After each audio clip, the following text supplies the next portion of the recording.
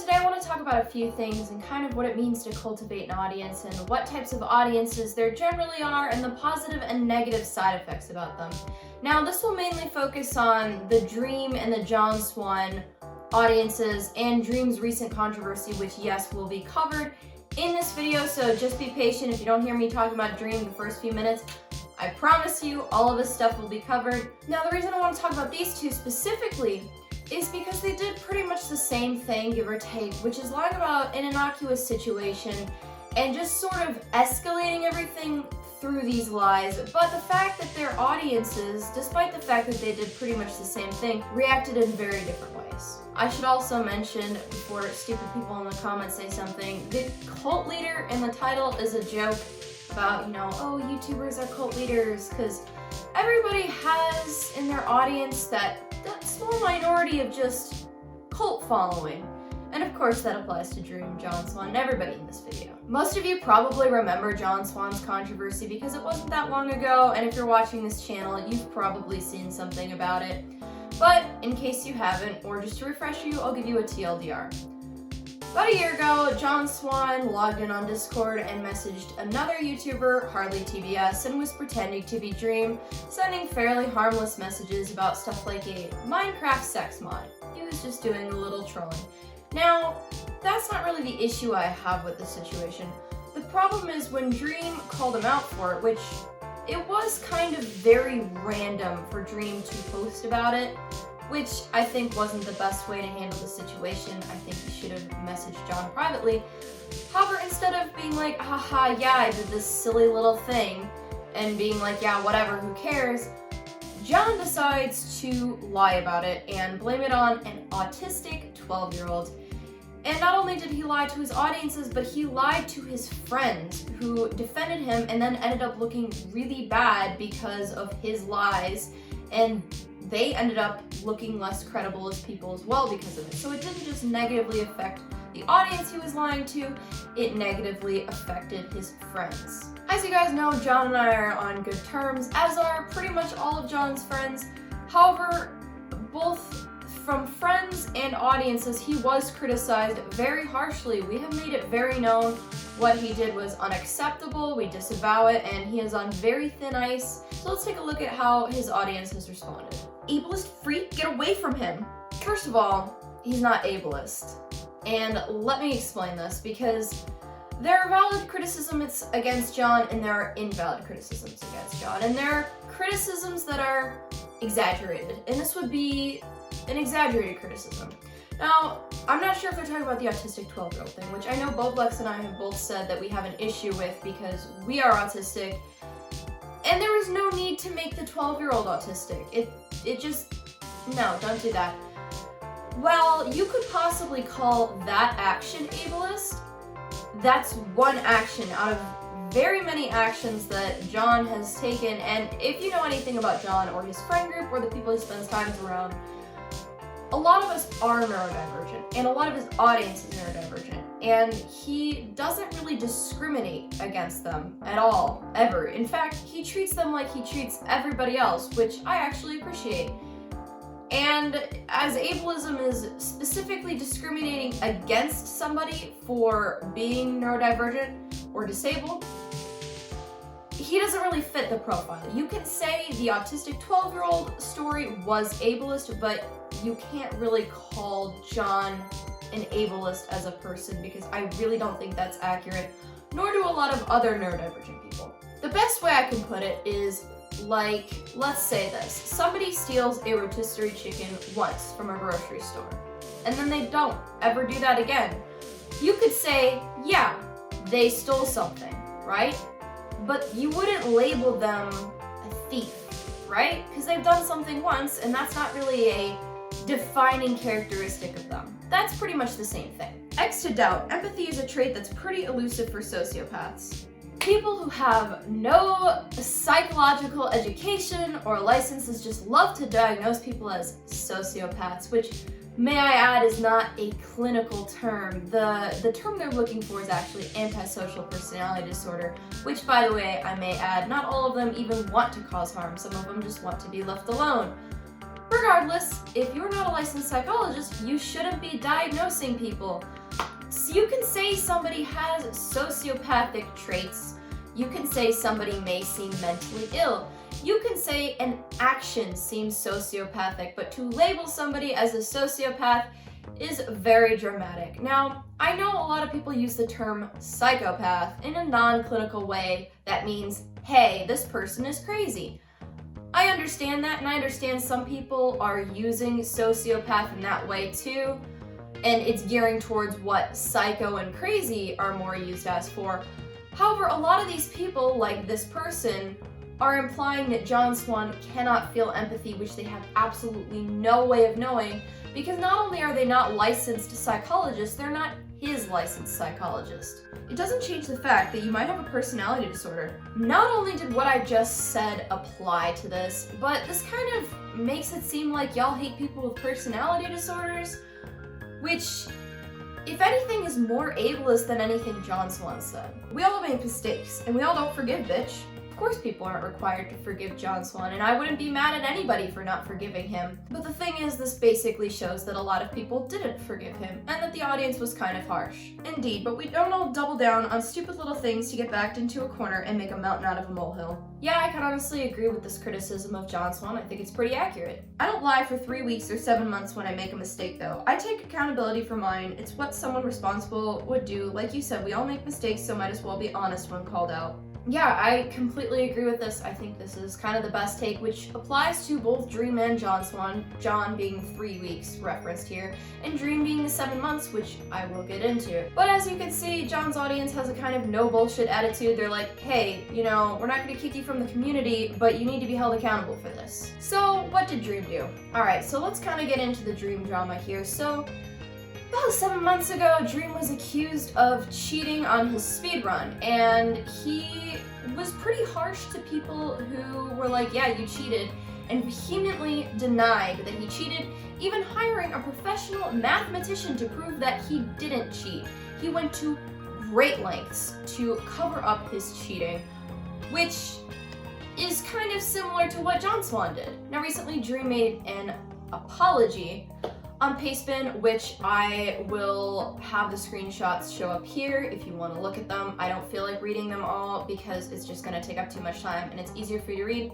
However, my biggest issue with this is he's still lying in his apology. Now, I know you can disagree. Some of you people will disagree. That's fine. It's a very blurry situation. But personally, based on evidence and what I've seen, both behaviorally, statistically, and just logically, Dream definitely knew he was cheating. Now, in this apology, he says that he accidentally cheated. There's a lot of things you can do accidentally. Cheating isn't really one of them. And you have sort of a responsibility to double check things before you go off on people for accusing you of things you ended up doing. So that's kind of where we stand there. Now, if you're wondering why he deleted his apology, he didn't. Pastebin staff actually deleted his apology. That, I believe, from Dream, because Pastebin is known for basically, if something gets false flagged, they take it down. People false flagged Dream's apology and it got taken down, so do not blame Dream for that. So, something I want to say is basically, Dream did the exact same thing that John Swan did. However, a point people have been making is John hurt his friends more than just his fans, which I agree with.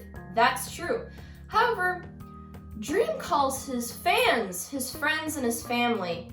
So if he really means that, then he did lie to his friends and his family. However, we know that's not the truth. He doesn't actually consider his fans friends or family, as nobody does, because I believe you max out at 100 friends. Like, that's like the psychology, like how many people you can actually like keep up with per se. You can't be close or consider 20 million people family. It doesn't mean he doesn't care about his fans or like them, but they are not friends or family to him. So Dream finally admits to cheating and speedrunning after 6 months of denials, dozens of pages and lies in defense, and an insane hiring of a PhD astrophysicist to prove his innocence. Who would have thought? Except everyone. Although, as I've said before, I have the exact same issue with John Swan. In either case, I don't really understand why they went such great lengths to defend a lie that If they just admitted to what they did right away, I don't really think many people would have cared because the stuff they did didn't really matter too much. After his apology is wrongfully deleted, which like I said, I'll give him that, he decides to go live to defend himself, which personally I don't think he really made himself look that good. And not just because he's Dream or his situation, but I think any YouTuber kind of put in that sort of situation isn't going to look good on a live. That is why Swan didn't go live during his controversy, because he knew he would look bad. If you want to watch the live stream, I'm going to link the after hours viewing of it in the description because it's simply more funny than just watching the stream itself, and it's got some interesting commentary by some cool people. So if you guys want to see the live stream and know what I'm talking about with that, link in the description. I do want to clarify something. I don't think Dream is sociopathic, really, or anything. My best guess, now I could be wrong of course, is that he gained this following so fast that he is absolutely terrified of his own audience, which I don't blame him because there are those rabid people in his audience. And so he basically throws other people and stuff under the bus to save his own ass, which I'm not saying that makes it acceptable, but I don't think he's like planned all of this out and is some like, you know, criminal mastermind. He's just being selfish, really, and not really taking into consideration how his actions affect others because he's so scared about what's going to happen to himself. Now I'm going to take a look at the reactions to Dream's apology. Thank you so much for being honest with us, Dream. I hope you felt so much relief after sharing these with us. It was not an easy road, and I'm glad it all came to a good realization. I hope you're doing okay and taking care of yourself. That's what matters. I love you. I hope you feel a huge weight lifted off your shoulders. We've all done and said things we're not proud of, but we learn. Be nice to yourself, okay? Dream, you deserve this. Plus rep. Good work, keep it up, man. Still a little confused. As you can see, people are proud of him, which, I'm sorry, but you shouldn't really be proud of somebody when they just come out after getting caught and apologize. That's like the bare minimum. Now you can, I totally agree with the, hey, we can grow and learn from this. Totally fine. However, you can't really call him brave when he's made this situation himself. It is still his fault. He's not brave, he's just doing what he should be, the bare minimum right now. But, like I said, audiences react differently. Would have been better to admit it earlier, but late is better than never. Yeah, this is kind of how I feel about it. Like, it is still good that he's sort of at least admitted it now. It's a step in the right direction, but it's nothing to really be proud of. Multiple videos, hiring experts, writing reports, all to save face with 12-year-olds. I don't really think the issue people have with Dream is that he cheated. I think the issue is that, like this person says, the lengths he went to deceive his audience is kind of disturbing. First of all, I need to say something in context to the next things I'm gonna say, because I think it's important.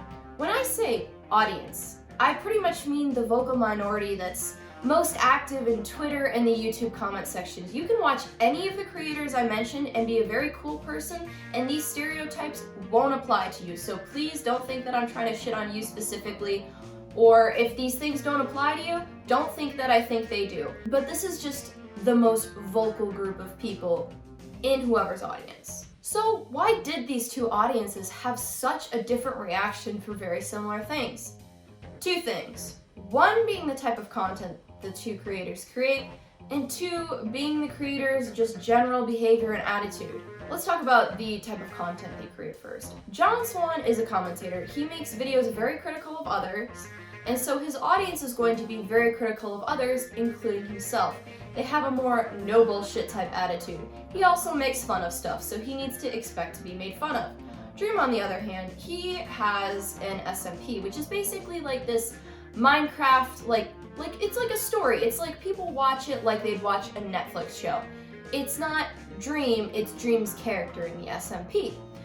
So they're more here to watch some sort of TV show than for drama or to be critical of someone. Now on to behavior. YouTube and Twitter are places where if you don't stand your ground, people are just gonna walk all over you. Now I don't mean standing your ground as in lying or not apologizing when you genuinely do something wrong, but when it's something like this and you apologize, you're setting yourself up to failure. Because usually, first of all, people will still they'll constantly demand more from you. They'll expect you to just give them whatever they want. And that's why Dream is scared of his audience, because he has no spine when it comes to them a lot of the time. Having an audience like this is sort of a double-edged sword. Like, these rabid people, they'll viciously defend you. But at the same time, if you do something that offends them, which, like I said, this vocal minority, when it comes to Dream's audience, is offended by everything. Even the least offensive things in the world, they have victim complexes, I guess. Then they'll attack him wrongfully, and I have to say, I kind of feel bad for him for it, because he doesn't really deserve that. Swan, on the other hand, doesn't really have an issue standing up against fans or other YouTubers or whatever, whether it's justified or not. He is fine having an unpopular opinion. He knows he's going to get shit on for it. He knows he's going to shit on other people for it. It's a lot more of a criticism, making fun of oriented type community. So of course when he messes up, people are going to call him out for it a lot more than Dream. Another thing I want to mention is I'm not talking about any of the Pie Man stuff in this video, because I think that's a completely separate thing that's worse than any of this lying stuff. That's a whole other thing. So I've already been talking about audience types, so I'm going to talk about just 3. Obviously there's a lot more than 3, but just the basic 3 types of like the engaged vocal audience that we have here. And I'm going to give examples for each one. The first audience type is similar to Dream's, that very sensitive, offended by everything, cucks the creator pretty much type of audience. A very obnoxious and intolerable audience to have, in my personal opinion, and one I know I'll never cultivate, being as much of an asshole as I am, thankfully. Personally, I think a lot of Kurtis's videos are funny. I think he's pretty clever when it comes to humor. However, I lost a lot of respect for him when he apologized to his fans for doing absolutely nothing wrong. Just wanted to make a bus pun. Sorry if I said something I shouldn't have. Now I know. Tweet was deleted. Me on a bus. Yo, this is bussin'. Yeah, obviously dumb. Anyone who's offended by this clearly has their own psychological issues going on, or they just want Twitter points. That's really what it comes down to. The people who cultivate these types of audiences do it by basically doing everything they can to placate their audience, even if it means sacrificing the integrity of their channel. They'll watch your content and they'll defend you viciously, but at the same time, you will always be walking on eggshells with them, and you will never know when they're going to turn on you. It's a very double-edged sword, like I said. Tipster, in my opinion, has the ideal audience. I've been in lots of live streams with him. The chat always seems very engaged and focused.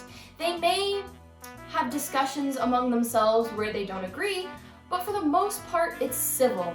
And I think this is because while Tipster has this no bullshit attitude, he doesn't let fans step on him. When he makes mistakes, he owns up and he apologizes. Jaden's the channel name, but she goes by Jalyn, so if there's any confusion, that's that. So Jalyn kind of started her channel with, she just was like, hey, I want to make stuff, I want to put myself out there, I want to get big. She didn't really realize the type of audience that she was cultivating was this very aggressive cancel culture, and I'll put it this way, far-right politically, which I don't like to use that term, but given the things I've seen legitimately commented on her channel, I'm comfortable using it. And the issue is, even though she has now toned down her content to being something more akin to Tipster, she still has this audience that she doesn't like. And when she finally had the bravery to come out as trans, which is something she'd been struggling with for a long time, her audience was not very kind to her. Every single day she receives horrible comments about it. And it's genuinely nauseating to look at. I'd show screenshots, but you probably don't want to see that, especially if you're LGBT. It could genuinely be triggering to you, but if you want to look and see what I'm saying, look at any of Jalyn's videos. I'm going to link her channel in the description, which I actually want you guys to subscribe if you can, because she deserves some non-transphobic subscribers, and if you could comment some nice stuff, that would be great. But if you look at any of the comment sections in any of her videos, you will see a lot of transphobia. This is what I call a morally corrupt audience. This audience does not care about either the person they're watching, the subjects of the video, or pretty much anything. They just want to watch the world burn. They want to see people be in pain.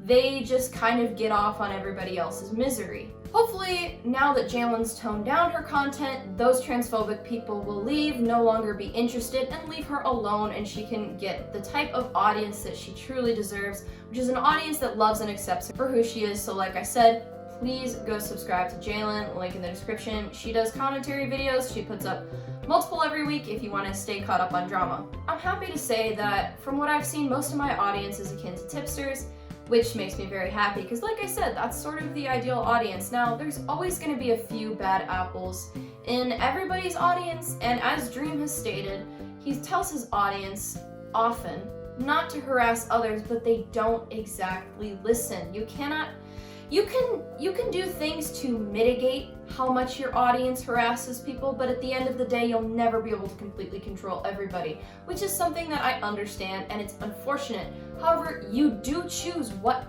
type of audience you cultivate, and some types are going to be more likely to harass others than other types.